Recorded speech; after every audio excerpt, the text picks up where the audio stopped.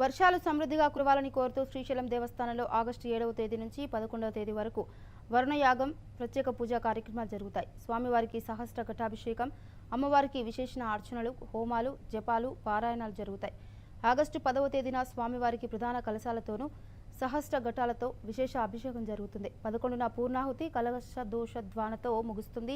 ఈ సందర్భంగా ఎమ్మెల్యే బుడ్డ రాజశేఖర రెడ్డి, దేవస్థాన ధర్మకర్తల మండలి అధ్యక్షులు పోతిగుంట రమేష్ నాయుడు, ఈవో శ్రీనివాసరావు ఆహ్వాన పత్రికలను స్వామి అమ్మవార్లకు సమర్పించారు.